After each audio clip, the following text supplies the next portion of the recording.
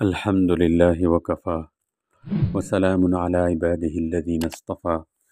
أما بعد فأعوذ بالله من الشيطان الرجيم بسم الله الرحمن الرحيم قال الله سبحانه وتعالى وما أدراك ما ليلة القدر ليلة القدر خير من ألف شهر صدق الله العظيم۔ رمضان المبارک کا آخری عشرہ کل سے شروع ہو جائے گا۔ یہ عشرہ آخری عشرہ جہنم سے آزادی کا ہے، لہٰذا جہنم میں لے جانے والے اعمال سے بہت اجتناب کیا جائے۔ اب تک غفلت کی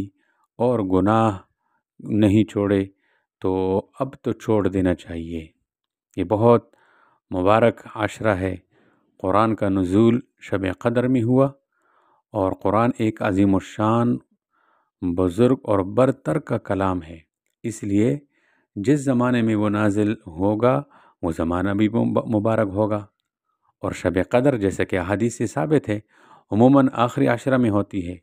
لہٰذا آخری عشرہ بقایا دنوں یعنی بقایا عشروں سے ضرور افضل ہے۔ ایک فضیلت تو آخری عشرہ کی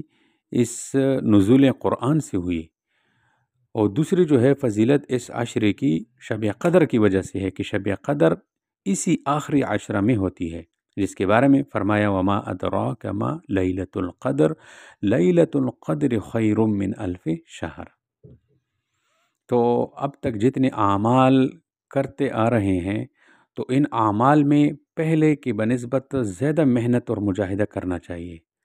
حضور اکرم صلی اللہ علیہ وسلم کا معمول تھا کہ جب رمضان کا آخری عشرہ شروع ہوتا تو رات کا اکثر حصہ جاگ کر گزارتے اور اپنے گھر والوں کو بھی بیدار رکھتے اور عبادت میں خوب محنت کرتے اور کمر جو ہے کس لیتے اس کے لیے۔ حضرت عائشہ صدیقہ رضی اللہ تعالیٰ عنہ فرماتی ہے کہ حضور اکرم صلی اللہ علیہ وسلم آخری عشرہ میں جتنی محنت کرتے تھے اور دنوں میں اتنی محنت نہیں کرتے۔ اور دوسرا عمل، ایک تو یہ عمل ہو گیا کہ اعمال میں پہلے دو عشروں کی بنسبت زیادہ محنت کرنا، اور دوسرا عمل جو ہے اس عشرے کا وہ اعتکاف ہے۔ تو اعتکاف کی جو ہے 3 مقاصد ہے، جن میں سب سے پہلا شب قدر کی حصول۔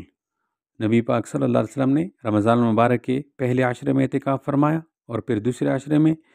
بھی پھر ترکی خیمے سے جس میں اعتکاف فرما رہے تھے سر باہر نکال کر ارشاد فرمایا کہ میں نے پہلے عشرہ کا اعتکاف شب قدر کی تلاش اور اہتمام کی وجہ سے کیا تھا، پھر اسی کی وجہ سے دوسرے عشرے میں کیا، پھر مجھے کسی بتانے والے فرشتے نے بتایا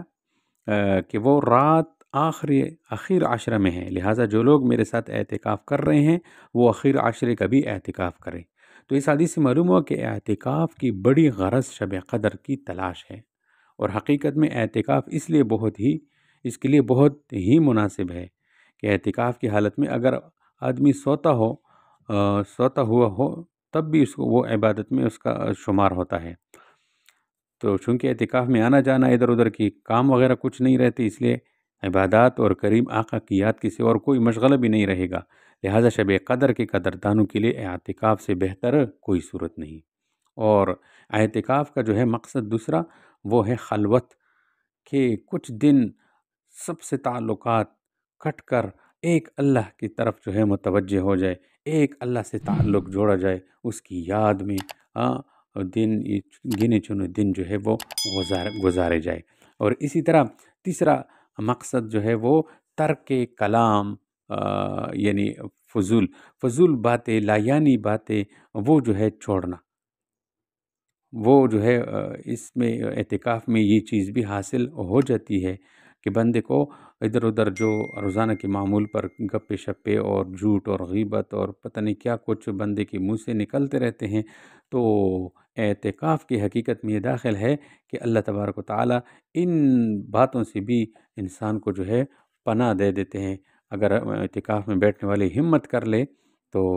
یہ چیز بھی اس کو حاصل ہو جائے گی۔ تو اعتکاف کے جو ہے حقیقت میں یہ 3 باتیں جو ہے داخل ہے، شب قدر کا حصول اور خلوت اور لایانی باتوں کو چھوڑنا۔ اور اس اعتکاف کے بڑے فضائل ہے۔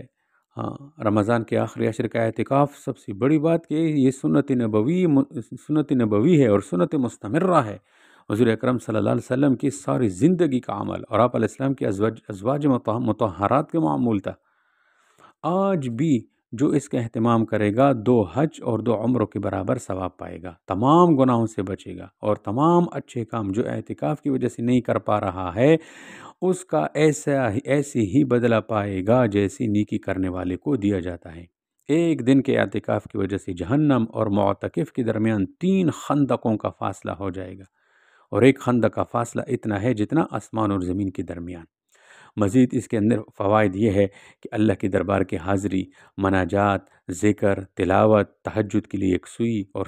سونا اور جاگنا سب عبادات میں شامل ہوگا، شب قدر سے محروم نہیں رہے گا۔ اور عورتوں کے لیے اعتکاف مردوں کے بنسبت زیادہ آسان ہے کہ گھر میں بیٹھے بیٹھے گھر کے اور عورتوں سے کام لیتی رہیں اور مفت کا ثواب بھی حاصل کرتی رہیں، اس لیے اللہ کی رحمت بہت ہے، کوئی لینے والا تو ہو۔ اور مثال معتکف کی مثال اس شخص کی سی ہے جو کسی کی چوکھٹ پر جا کر بیٹھ جائے کہ جب تک میری حاجت پوری نہیں ہوگی میں یہاں سے نہیں جاؤں گا۔ تو اللہ تبارک و تعالی ہم سب کو جو ہے آخری عشرے کی بھی قدر کی توفیق عطا فرمائے، اور خوب توجہ سے دھیان سے اس عشرے کو بھی گزارنے کی توفیق عطا فرمائے۔ وآخر دعوانا ان الحمدللہ رب العالمین۔ ان اللہ وملائکته یصلون علی النبی یا ایها الذین آمنوا صلوا علیہ وسلموا تسلیما۔